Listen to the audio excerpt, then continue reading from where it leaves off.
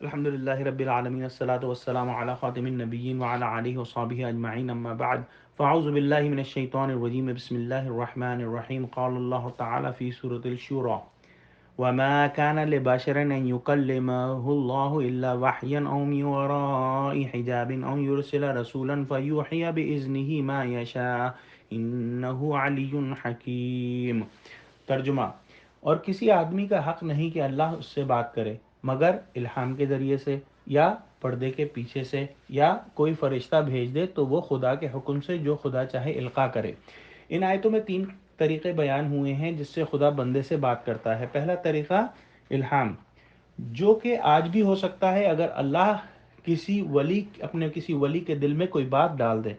دوسرا طریقہ پردے کے پیچھے سے، یہ صرف ہمارے علم کی حد تک حضرت موسیٰ علیہ السلام کے ساتھ ہوا۔ تیسرا طریقہ فرشتے کے ذریعے، اور یہ وہ طریقہ ہے جس سے حضور صلی اللہ علیہ وسلم پر قرآن نازل ہوا۔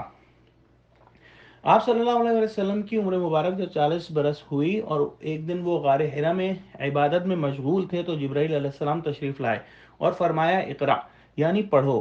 اس پر حضور صلی اللہ علیہ وسلم نے فرمایا ما انا بقاری، یعنی میں پڑھا ہوا نہیں ہوں۔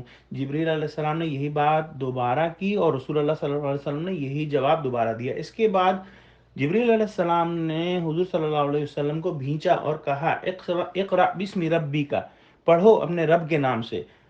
حضور صلی اللہ علیہ وسلم نے حضرت جبرائیل علیہ السلام کے ساتھ پڑھنا شروع کیا اور سورہ علق کی پہلی 5 آیتیں نازل ہوئیں جو کہ قرآن کی پہلی وحی ہے۔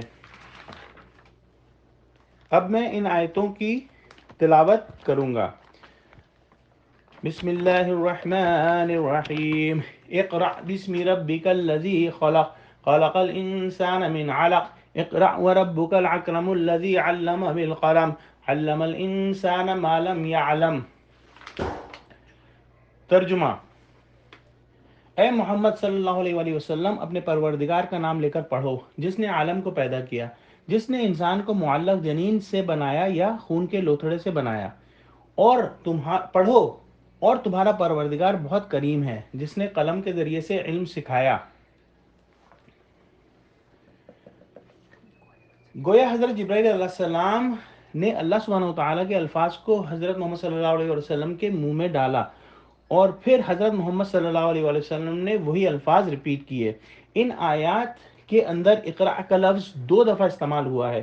علماء کے نزدیک انسانی علم کی 2 اقسام ہیں۔ ایک وہ علم جو علم وحی ہے جو اللہ نے بندوں کو براہ راست عطا کیا، اور دوسری قسم کا علم دنیاوی علم ہے جسے ہم اپنے حواس خمسہ سے اخذ کرتے ہیں، اور اس کی بنیاد پر وہ علم ہے جو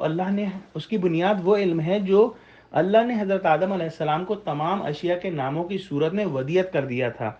تمام تر سائنٹیفک نالج اور ترقی اسی علم کی ایکسفولیشن ہے۔ اب آئیے بائبل کی ایک آیت پر غور کریں۔ بائبل کی اولڈ ٹیسٹیمنٹ کی بک آف ڈیٹرانومی کا چیپٹر 18 ورس 18 میں اللہ سبحانہ وتعالی کی اس کتاب میں جو درج ہے اس کا میں ترجمہ پڑھتا ہوں۔ اور میں نے ان کے لیے ان کے بھائیوں میں سے تمہارے جیسا ایک نبی برپا کروں گا اور اپنا کلام اس کے منہ میں ڈالوں گا، اور پھر وہ ان سے وہی کہے گا جو میں حکم کروں گا۔ حضرت موسیٰ علیہ السلام سے اللہ نے یہ فرمایا اس آیت میں کہ ان کے بھائیوں یعنی بنی اسرائیل کے بھائی بنی اسماعیل میں سے ایک نبی آئے گا جو موسیٰ علیہ السلام کی طرح کا ہوگا۔ گویا موسیٰ علیہ السلام کی طرح کا صاحب شریعت ہوگا، صاحب کتاب ہوگا، صاحب خانہ ہوگا، نارمل طریقے سے اس کی پیدائش ہوگی اور نارمل طریقے سے ہی اس کی وفات ہوگی۔